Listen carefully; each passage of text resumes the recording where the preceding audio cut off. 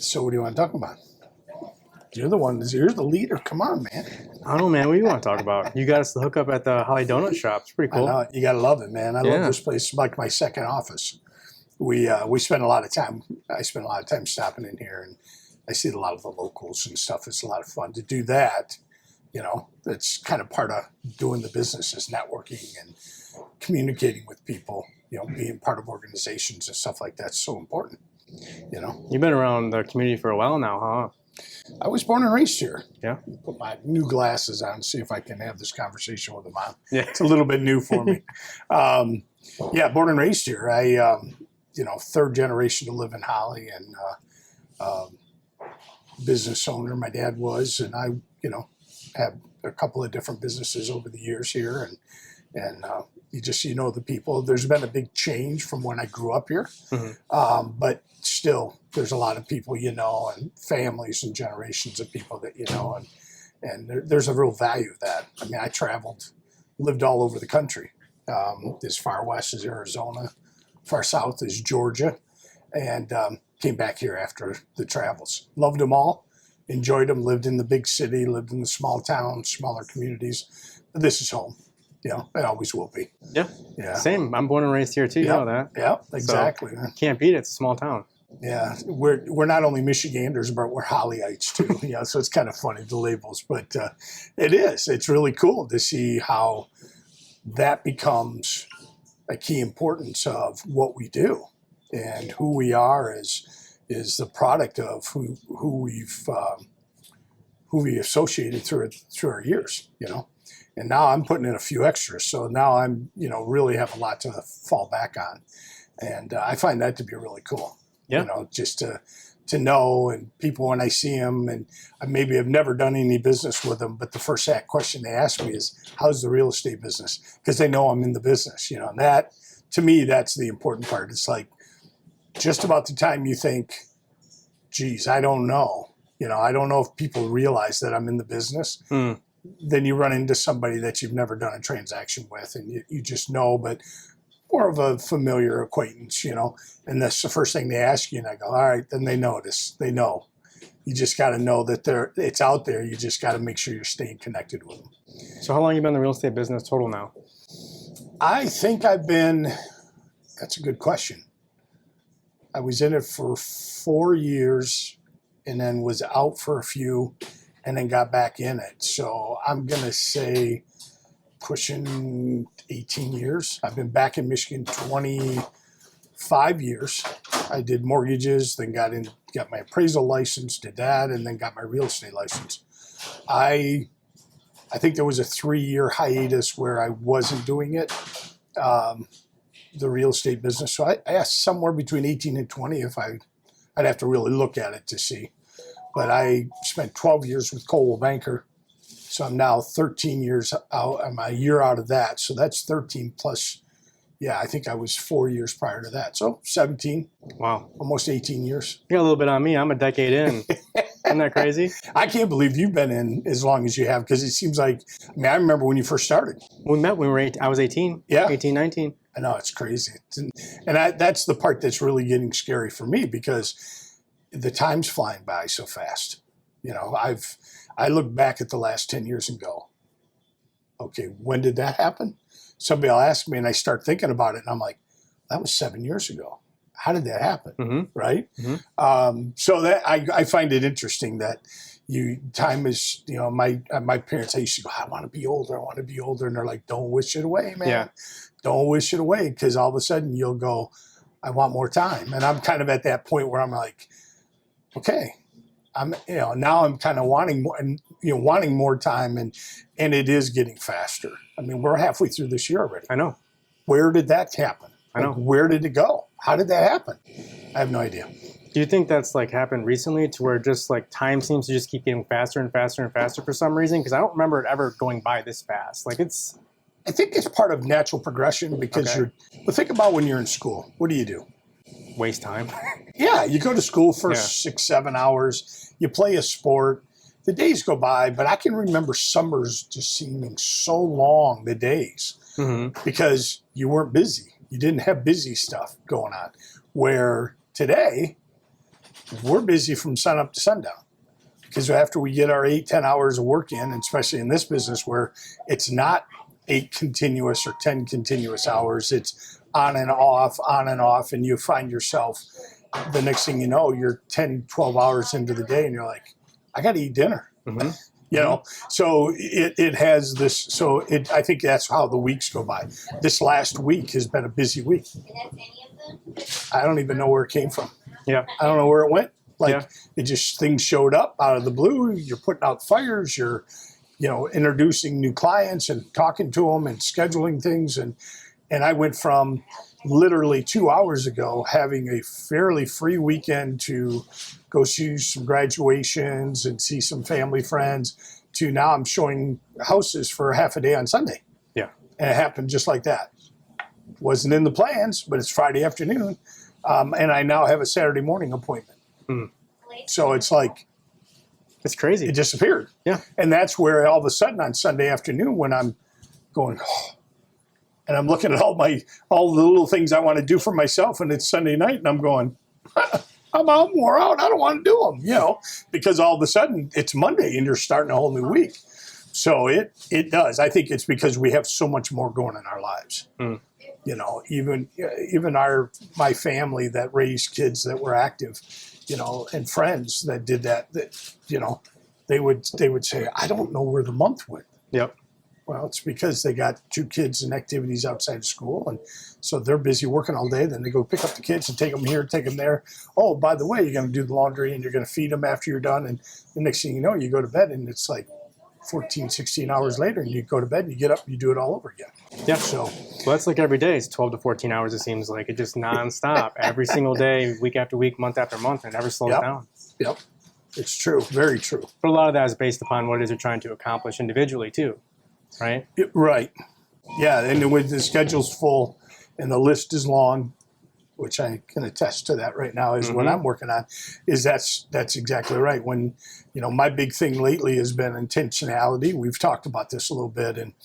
And when you're committed to do something, what shows up is realizing how focused you aren't and your intentionality. Because now all of a sudden you got a lot of deadlines.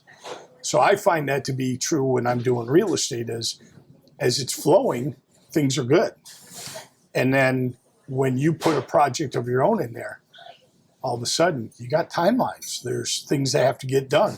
And all of a sudden your schedule starts to fill up quick. And you start doing a lot of juggling, a lot more than before. And what shows is your time management and your intentionality to things and focus. And it becomes prevalent that you're not as strong as you think you are. You may be thinking you're managing it pretty good, but you're only managing what happens to be on your plate. The old adage of, if you couldn't handle it, it wouldn't show up. But we get those learning curves every once in a while. Well, it's because you have to be reminded that you're a lot more powerful than you really are. You just need it needs to be shown to you, and usually it'll show up with business. People make phone calls, they send referrals, they call you out of the blue, and they want to talk about real estate, and all of a sudden you're like, I got 3 new clients, and I didn't create them this morning, but they came through efforts before. But now all of a sudden I went from being kind of good to, holy cow, I'm really busy, and that's when a lot of that shows up. And it's important to just step back and I just did it this week with you. I said, okay, I got to change the way I'm working a little bit to have more intentionality and more focus on what I'm doing on a daily basis. What does my schedule look like? Take that time. I was breezing through it in the morning instead of really sitting down and going, okay, where's my tasks? Where's my schedule? What have I got to integrate today? Because I got things that got to be done. And then saying, okay, then when it's go time, I know exactly what I got to accomplish. Where before I just was going with the ebbs and flows, and it was working. But then I decided to take on some new challenges, and all of a sudden, I'm busy. There's no room for waste. And there isn't. And it shows up on the results of what you're wanting to get accomplished. You've got time management, you've got intentionality, and then you also have the matter of urgency, right?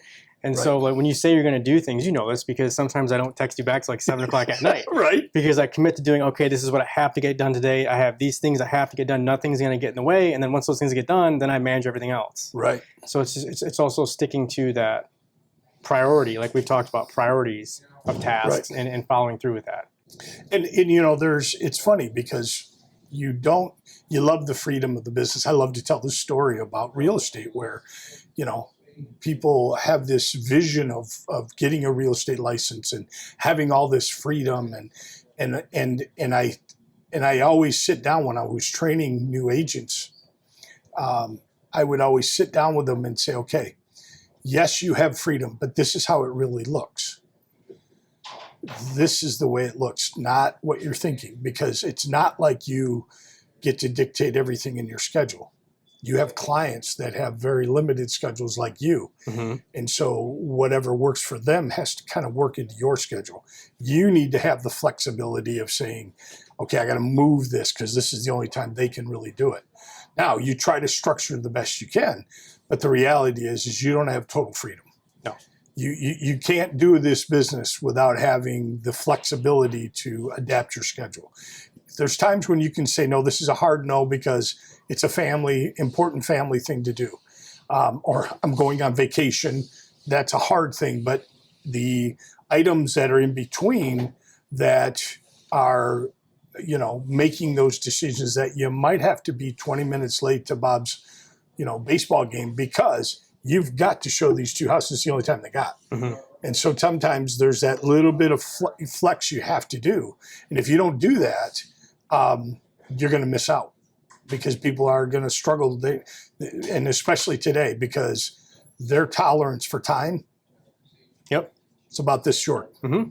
And it's not like the old days where, it takes somebody a day to get back to you. Now it's somebody minutes. Else. I've lost deals because it took me 5 minutes to call somebody back. Literally had a call come in, went to my voicemail, was in a training class, called him at break 10 minutes later, gone. They had already contacted another agent. Speed is everything. Response time is everything, right? Especially now in this day and age to where it's immediate gratification. You got to respond. You got to be quick. Otherwise, they're going to call somebody else. Right. And to your point about vacation, dude, you don't get a vacation at least till 3-5 years in. There ain't no break. You don't get freedom. I just took a 10-day vacation to go to a college graduation of my cousin down in South Georgia. I worked 3 of the 10 days. Yeah. I worked the equivalent of 3 full days at different intervals. Sorry, my phone. It's all good. In intervals because I had contracts. I had closings coming up. I couldn't ignore them. And while I had people in place, they had questions for me, not the person that was working for me, because I've been working from the beginning to the end. And so while I had somebody show up to closing to represent, that phone call, I was always a phone call away. It took 10 minutes. Mm-hmm. One deal took me a half hour. I had to get into my laptop and I had to do a couple of hours worth of research and work. It's kind of hard not to do it in this day and age, because what you don't want is that client that's still looking. They understand you got to take vacation time. But the reality is it's their world that they're living in, not yours. Yeah. And you have to be flexible enough to be able to go, okay, I'll be down and I'll be hooked up to my computer in about an hour. I'll give you a call. We'll get this hammered out. And usually it's not that hard. It's not that big of a deal to do. And people know, if you set them up with the expectations of, listen, I'm available. If you really need me, I'm available. Call me, but it won't be as quick as what you think. It's always about setting the expectation. I think that goes with what's lacking today a little bit is, if you want to get a hold of me quicker, text me. Yeah. You're in the people business. Until this is done completely by AI and we sit with goggles on all day, it's a people business. And you've got to have interaction with them. And you have to respond.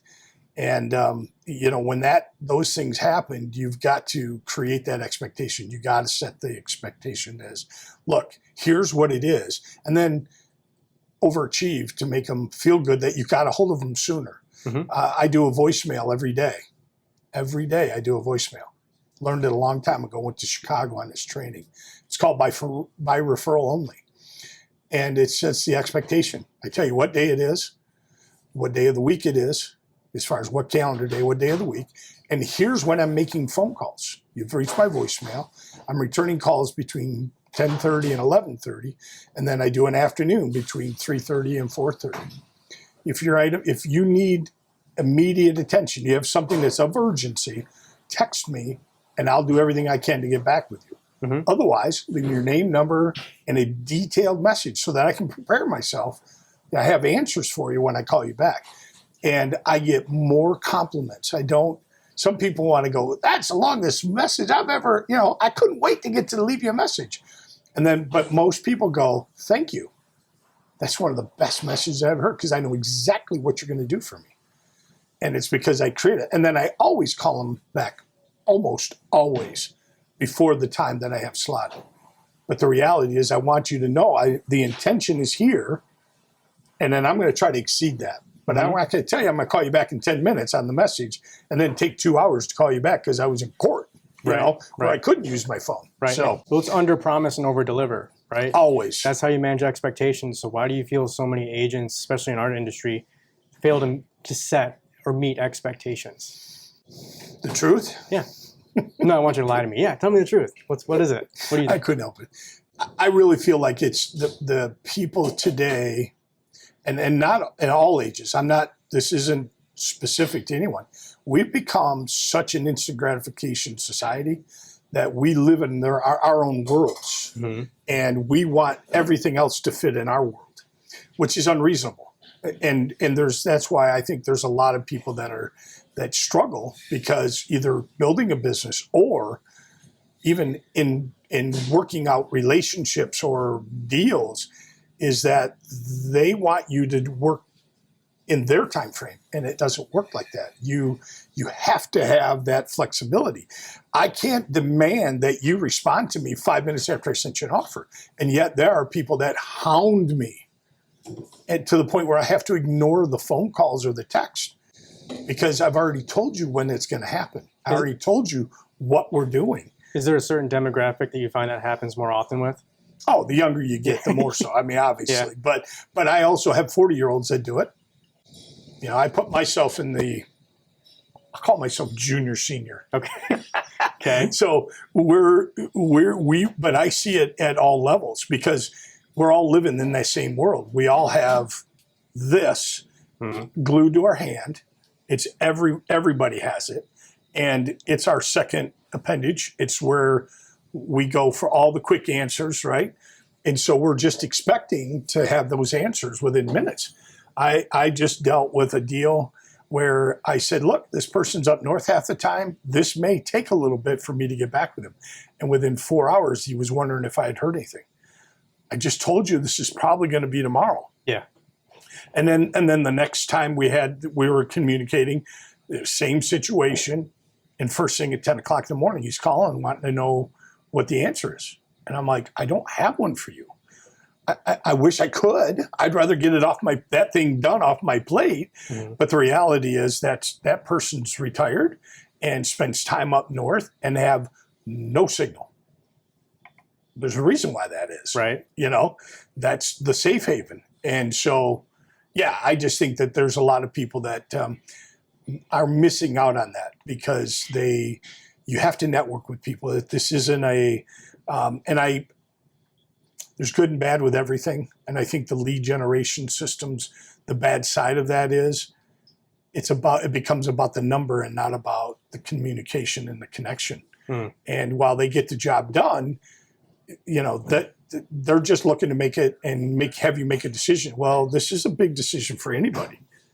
This is one of the biggest expenses that most people make. And you're wanting them to make a decision like this. Yeah. You gotta, I just listened to a book, Same Side Selling. I was just telling you about it. And it was talking about the ABCs. We've all heard it. We've all used it and integrate it to some degree. But if you're old school 70s selling and always be closing, you're going to lose more deals than you get. You need to use that basis as a principle, I believe, to ask for the close, ask for the opportunity. But if you're hounding that direction, you'll lose them because you've lost the connection with them. Because you need to hear, you got to hear more here than to speak. Well, it breaks down to someone who's actually looking to build that relationship with that client to just trying to grant a commission, right? Which happens all the time. So now you being in this business for almost 2 decades now, 20 years, what do you personally find most enjoyable about it? Oh, the home runs of success. I stuttered and I apologize, but getting the clear to close, especially first-time buyers.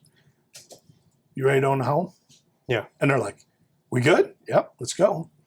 I mean, there's nothing better. There's nothing better than getting an offer accepted and being able to tell your client or that you've got an offer and it's a good one for the seller. That to me is the home run.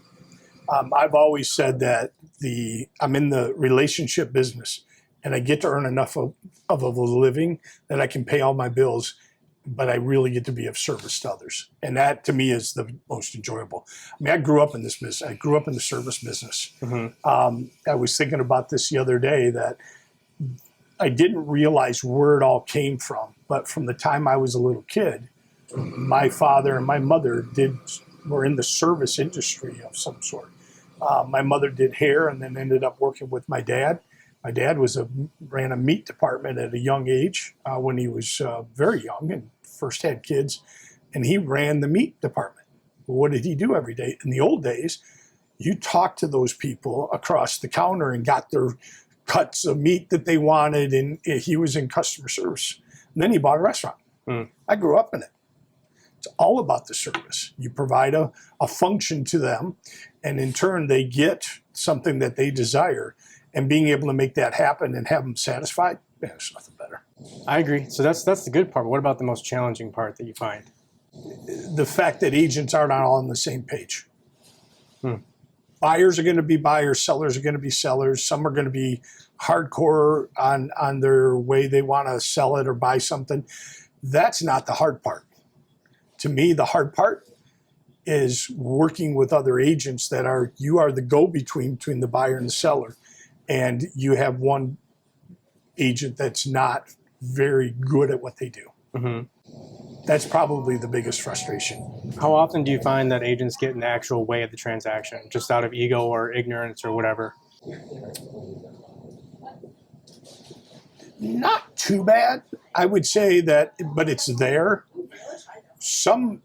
I guess I have to answer that with more of a statement than just an answer, but a simple answer. But I find that some are lazy. That causes a problem. Some just don't know.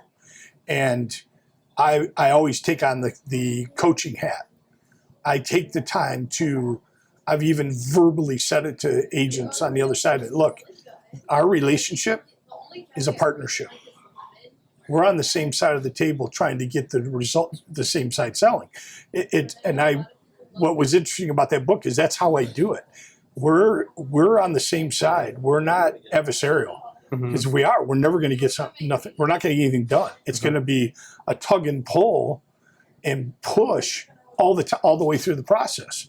The trick is to find resolution without a demise to our client, right? Or the other client. There is a win-win. I believe it. Now, there's some people in sales that don't believe that. I believe there's a way to make it a win-win for everybody. And what I find is when that happens, then you walk away from a closing with the buyer and the seller having great conversations instead of being in separate rooms and never talking to each other. The agents pass the keys. That's not good. No, it's not at all. It's not good at all. And I have a love-hate relationship with the term win-win. So it's funny because I think I'd recommend it. Have you read Never Split the Difference by Chris Voss? I don't think I've ever. I think I have it I sent it to you. I think I have it in my list to listen to. Yeah. Audible books, but I've read parts of it where people have used what he wrote, and it's a love-hate relationship with that because you don't want to sell yourself short. We're dealing with that right now in the commission world. Yeah. Right? However, what's your ultimate goal? Is it just to make money? Yeah. Or is it to build relationships and great memories, not only for yourself, but for your people that you work with? Yeah. that's the love-hate relationship, and that's why it's not about splitting the difference. It's about mine's deeper than that. Yeah. Mine's what's the right thing to do. Mm-hmm. And I will share that with my client, always with the premise of you have the final decision. I'm the vessel for how we get it accomplished. You're going to look for me for advice and ideologies, and I'm going to share what I think. But always remember that this is your decision. But here's what I know is I follow certain principles that if it's the right thing to do, then that's what you do. Well, that's kind of what he talks about. And too, it's so like the love-hate relationship thing with the term win-win is he was a FBI hostage negotiator. So he had to negotiate with no net. There was no option of failure, right? Right. And he talked about how the aim of a win-win solution is good. But people who typically say it out loud that I want a win-win solution with you, 9 times out of 10, they're trying to pick your pocket. Yes. So there's nothing wrong with wanting that aim, but if you verbalize it and say it out loud, you should be wary of people who do that. Yeah. Isn't that interesting? It is. Because it's a threat. Mm-hmm. You verbalized it. Mm-hmm. It's your mission in your mind, but when you put it into application and you bring it into existence by speaking it, the other person can't help but question whether your authenticity. And that's the world we live in right now. Mm-hmm. You know, I would dare say that it's always been there, but it's even stronger today. I grew up in the 70s.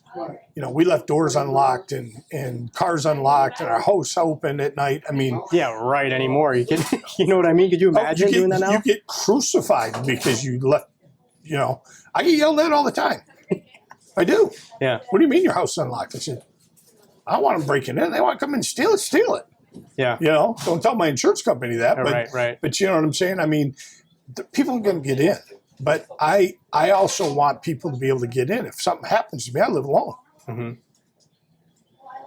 You know, yes, I could give my neighbor a key, but at 3 o'clock in the morning, is he going to be able to find that key? Probably not. Probably not, yeah. I just want him to be able to walk over next door, go into my back door, and take care of business. Yeah. You know, or whatever. Mm-hmm. So, I don't know. It's just a different way of living. And I do a lot more now than I ever did when I was younger. You know, it's unfortunate, but there was just a certain comfort level in the world, but it's changed.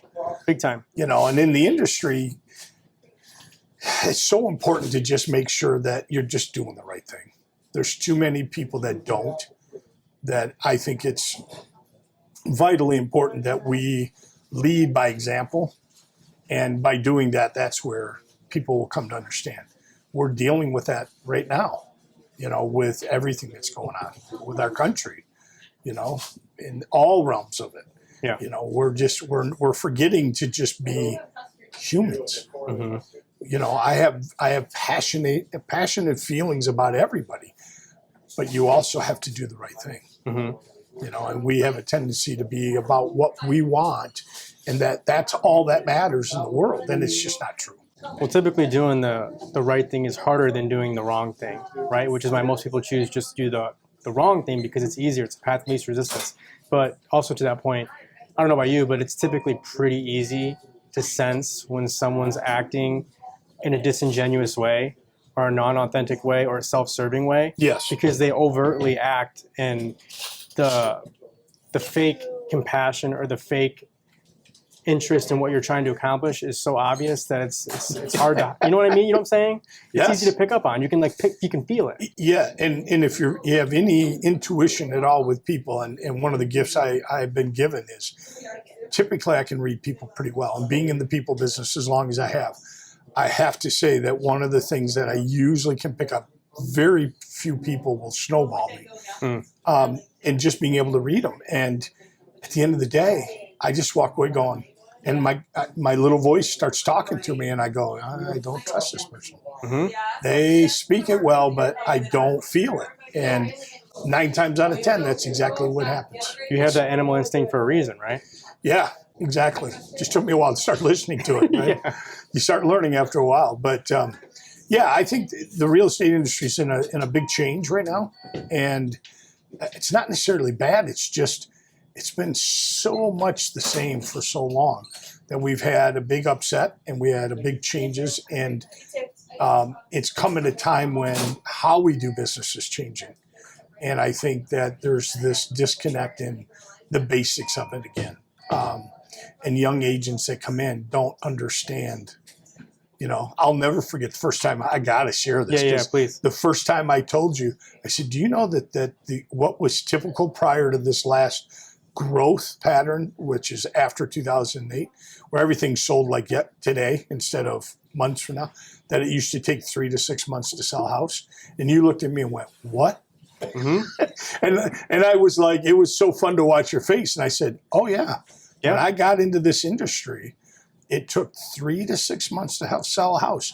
Your house had 6 other houses that were so close to that one that you had one of 6 for a buyer to choose from.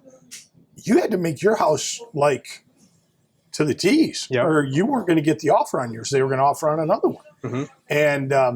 And that took a lot of, there was a lot more work to be done on the buyer side or the listing side to educate people on how to prepare their house so that they can get the best deal and they can get chosen sooner rather than later. And that was a huge thing. I learned it up front and doing open houses and doing, it was a whole different avenue, than we are today. I just looked at statistics actually this morning. Inventory has gone up from even over last year. At this time last year, we were at, I think, 2.1. We're at 2.5, I think, right now. Months of inventory left if we didn't list another house. That's how long it would take to sell. Mm-hmm. But our days on the market went down. And last year it was at 15 days. We're at 13. And last month it was at 15 and we're at 13. There's an imbalance there. It's still telling us we don't have enough houses on the market. Mm-hmm. And yet our inventory is growing. Now volume's down. That doesn't mean there's more homes going on the market. It means people aren't listing them properly for the condition that they're in. Sellers are overpricing them. They're unrealistic. Mm-hmm. Yeah. And so that's a big one. That's a big thing that's starting to really show up. But yet there's certain pockets where I've watched some stuff sell, then I go, how did they get that?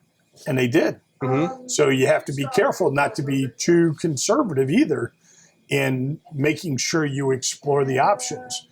And again, this is what comes to the experiences.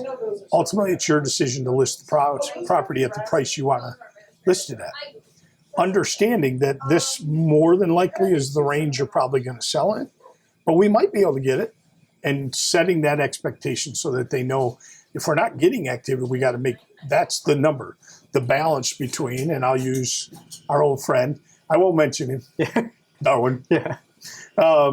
But your balance between your condition of your house and the marketplace in the houses that have sold, it's got to be in balance. And if it's not, it won't sell. Yep. And I think our current market is, and this has been kind of a trend for almost 2 years now, where we've had this little bit of imbalance where everybody wants to call it a seller's market, but the reality is it's really both. Rates are still at an incredible rate. And on top of that, you've got, there are good homes. And yes, they're getting good value. So it's good for both. Our values, we've super exceeded what we thought it was going to take to come out of that recession in 2008. 2015 finally started to see some change in motivation, and the market was changing. And then it just took off. I mean, double-digit value increases every year. That's been compounded over 10 years, where it's been a 7 to 12% increase every year. Yep. Homes are now, they lost 40% in the Holly area during that time. We've gone that and exceeded it by, I haven't really looked at that analysis, but I got to believe by at least 20%. Easily. I believe there's probably in the last, 10 years almost, we've seen, well, let's see, 8 years, we've seen almost a 60% increase in values. Yeah. It's crazy. Well, I got into it in 2015, which was, 10 years ago. But over the last 3 years, we've seen a natural appreciation rate of about 10%, or just over the last 3 years. Oh, yeah. So that right there is 30%. On the average, yeah. Do you remember about 10 years ago when we met at the old office in Fenton, that little dingy office? Oh, yeah. That was And now, like just like that, like I look back and I'm like, dude, that's a decade. And it's gone. 10 years. 10 years ago, I was just getting back into real estate. I'd been in it for what, 3 years, 2 years? Because I hadn't gone to Owasso yet. Right. Yeah, you were still in but that was, I was doing some recruiting as well as selling, but I made the transition back into real estate when Mike came on board. And that was, again, I think that was 13 years ago that I got back into the business. And I just, the time has just flown. And I look back at that and go, wow, how did it happen that fast? Yeah. That's 10 years. It's a decade. And I'm like, I'm almost struggling to account for it, Now I had some other family stuff that happened too that really helped accelerate things, but it's still a flash, just a flash in the pan. And, that was 10 years. So I got to maximize every single day while you can, because it goes like that, man. It's quick. And I had this conversation with you last fall as I was looking into the new year. And one of the things that kind of hit me when I hit 60 last year, I started to think about, I'm on the last part of my life. 3/4 of my life has gone by. I'm in the last run. How do I want it to look? And, I unfortunately lost my parents both in the last 7 years here. And, but it just kind of made me step back and think, age is just a number for me. My body's about 80 already, but I'm mentally still 12. I mean, I'm good. You're right. But it made me take inventory. What do I want to look at? How do I want it to look? And this is weird, but when I can't do it anymore, how is my mind going to be able to review what I did? Because I got to reconcile that at some point. That's part of life. So what do I want to do? How do I make myself allow to be harmonious and not have to forgive myself for a lot of things I didn't do? That's the biggest fear, is the fear of regret. Two things that go with that is, make sure that when you do something, celebrate it. I don't care how big or small. If it's considered accomplishment to you personally, internally, make darn sure you celebrate it. That's a challenge for me. It's a challenge for all of us, Alex. I shut myself down because when I got into a corporate world, I had a lot of work experience. And I got hired over guys with 4-year educations because I worked in the business, right? This is the restaurant business I'm talking about. And so I was this fun-loving guy that jokes around kind of like I do today and love to cut up a little bit, but serious. But I life is what you make of it. And I got chastised for that when I got into management. Got into the corporate world, and got chastised. And I changed. And I quit celebrating the wins. And then I would have things happen, and I'd have something good happen, and then I wouldn't celebrate it because I was waiting for the shoe to fall. The downturn, right? You hit the pinnacle. Well, there's only one place to go, is down, right? It's just the natural order of things. So I got to the point where I just shut down. Well, I came home. It was about, I guess it had been about 7 years after leaving Michigan and going south. I lived in Georgia mainly. I went home one time, and when I left, my mom told me the story that she looked at my dad and she goes, "What happened to the Charlie Brown I raised? Because he's not there anymore." Because I was very serious. I wasn't jovial. I wasn't fun-loving anymore. I was in the corporate world. I was working. I was trying to make a career. And then I left everything that I am, right? And then I finally got the opportunity to start discovering some personal development and really studying myself and understanding who I am. And those were the things that I realized I wasn't being responsible for myself. Even though I had a very responsible job, I wasn't being responsible for the the decisions I made. So you choose and you choose and you choose and you choose.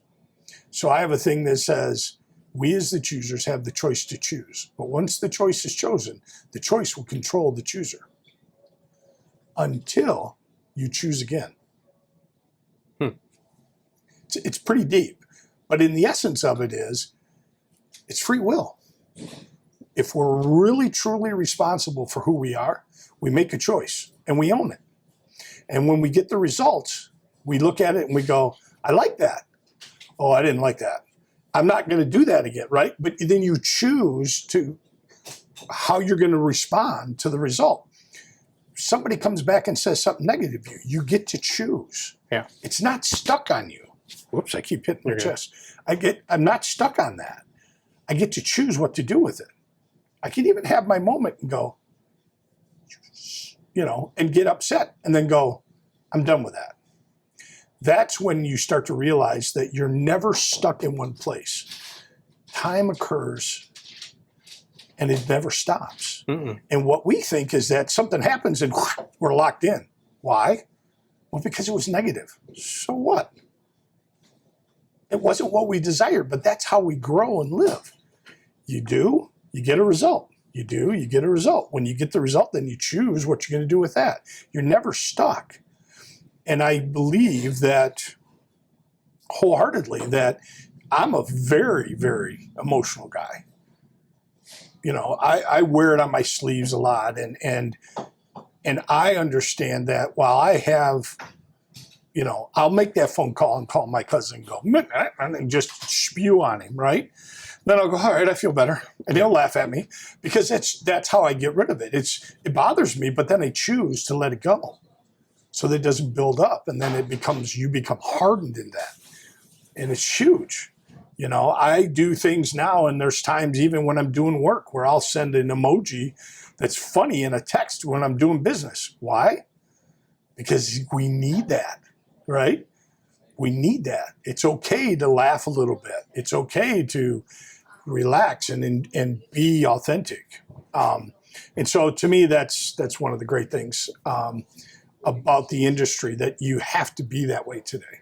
You have to be able to allow yourself to grow, but also not get stuck in concrete.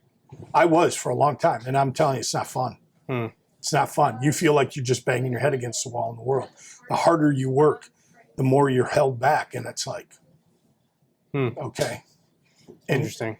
And the only person that held me back was myself. I never knew that. It's most often the case, yeah. Yeah, never knew it. And now that I've come to understand that, life's good. Yeah. Listen, is it perfect? No. But if it was perfect, it wouldn't be life. True. Because we're not perfect. And if we think that our world's going to be perfect, you and I have to have a conversation. You need a little more life experience if you think your life is perfect, right? Yes. Nothing is perfect. That's a challenge for me too. You know that. I don't celebrate anything because it's always just, okay, done, next. Everything is like a checklist, right? So let me ask you this. Yeah. What is it that doesn't allow you to experience it? I just don't view it as a productive investment of time. So you've compartmentalized your emotions totally out of everything when it comes to function. Not everything, but I'm saying it's compartmentalized. You took it out of the equation. Yeah, I like to operate on an execution basis. Yeah. Right. So it's not, I don't do it to feel good. I do it because it's productive and it gets me closer to what I'm trying to accomplish. Right. Not because it makes me feel warm and fuzzy, but it's getting me one step closer to what it is I'm trying to do. Right. And in that, you forget that when you get to the end line, to celebrate it. When I get to the end line, I just set another end line. You know what I mean? I don't stop. I just keep going. Right. But the beauty of it is, and I love this. This is great because in a situation, I think, like that is typically what we've done is had a bad experience. That creates us to do what we did. Just like I was telling how I was no longer the fun-loving guy. I wasn't. I was driven. I worked 60-hour work weeks. I was on my feet all the time. Worked all the night shifts, did all the stuff that you do to earn your way up. And I forgot to just have fun on a daily basis, not even on a weekly or monthly, but just on a daily basis. It was forgetting to celebrate the highs, acknowledge the lows, and then tuck them away, understand that's an experience that you're now going to use as knowledge, but then let go, We don't do that. And unfortunately, that's how we have these pieces of our life that connect us and kind of create us because we don't know how to move through it. And there's people that spend a lot of money with therapists trying to figure out how to move that. And it's not easy. It's not necessarily the easiest thing in the world to do. Yeah. To kind of, I guess, go back to the question that you asked, I wouldn't say it's so much. I do, I guess, compartmentalize it because how I'm feeling on any given day doesn't really impact what it is I have to do. Right. Because there's things that need to be get done regardless of, if I don't feel good or if I'm sad or if I'm tired or whatever, like that doesn't matter. So my idea of fun is executing and being productive. Right. Because that's a sense of fulfillment, right? Sure. You're serving a purpose. And there's nothing wrong with that. But it's also, you got to shut that off once in a while, right? And I know you and I've had this conversation before. The hard part is shutting that off. Yeah. So that you could have this. Now, I compliment you. And you did something that I was blown away when I saw what you were going to do. You took a vacation. I did. Dude, there was nobody happier than me. Yeah. Only because life balance. You can, and I truly believe this, and I fought with this for a long time. You can have it all, right? We all can have it all. You don't have to choose this and not that. But when you choose, you got to know that it takes work. It takes a lot of work to be able to balance that all out. And I, for one, this year, I've never took vacations. I was in the restaurant business. Yeah. You got 5 days off. Go be with your family. Well, I would come home in Michigan to see my family because I lived out of state. That was my vacation time. Got into real estate. I don't know what my thinking was because you don't take vacations there either. I got into management. You work. You get holidays off. You get 4 or 5 days off here and there, but you don't shut down because you're still selling real estate. You don't shut it down. Now, the goal is hopefully this year, I'm going to do a shutdown this year between Christmas and New Year's. Going down to visit family.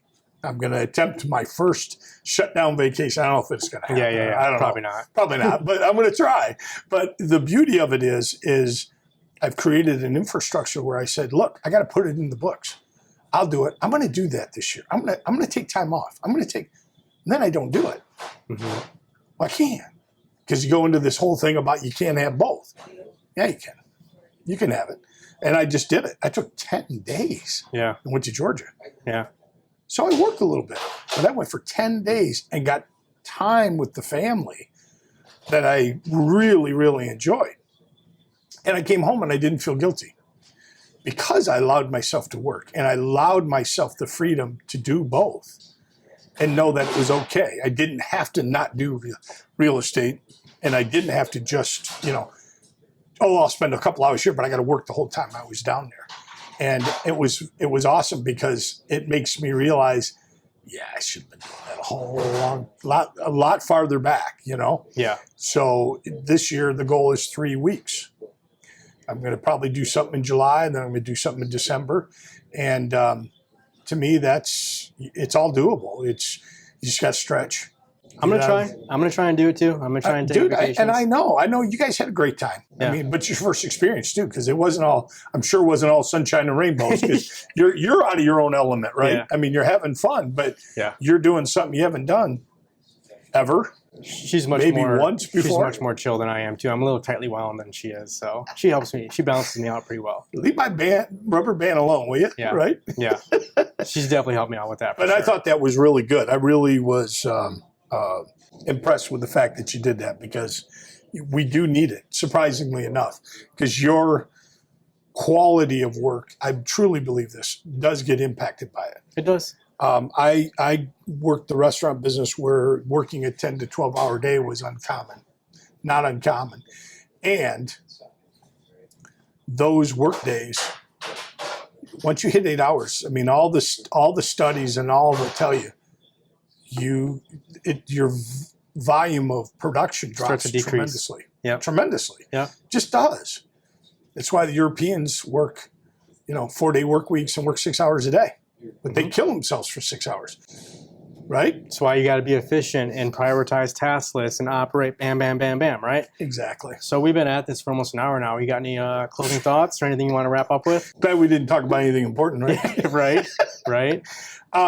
No, I think at the end of the day, what ended up talking about was a lot of things about the industry and business. And I love selling. I love working with people, and ultimately I do business, and I went out and got all the designations and stuff.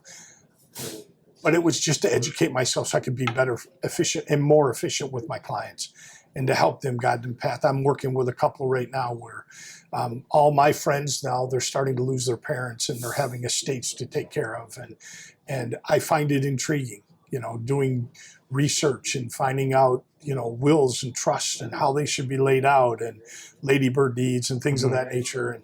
And I find it absolutely a great challenge. I love it. I spend probably more time than I should doing what I really don't need to do as a realtor, but it's all part of that service. I just think that probably at the end of the day, the biggest thing is the service that you can provide to your client will always bode well for you. Yep. And then you got to stay in contact with them, because that's the big thing with today, because there's so much media coming at them, and so much that if you don't stay in contact with them, you're only going to get 20% of what you do. Yep. If you're lucky. If you're lucky, yeah. And it could be 50, 60%, because everybody knows a realtor, right? At least 4 or 5 immediately. It's just the way it is. And so you got to be there and talking with them. Yep. Well, it was a good conversation, man. I appreciate you taking time. It was fun. awesome. And the donut shop, the Holly Donut Shop's awesome. They allowed us to set up while they're open, and I saw a couple of people I knew, and it was awesome to see them come in. And we did this on a Friday, which is awesome, because I know that it's the end of your week, and mine's kind of revving up now since I said I was going to have an easy weekend. Right. Shame on me for thinking that this morning, but this was great. I really had a good time just having a conversation with you. Thank you. Yeah, absolutely. It's awesome. Appreciate it, Awesome. man. If you guys liked the video, give us a like and a comment, and be on the lookout for some more. So thanks, guys, for Awesome. watching. All Take right, man. care.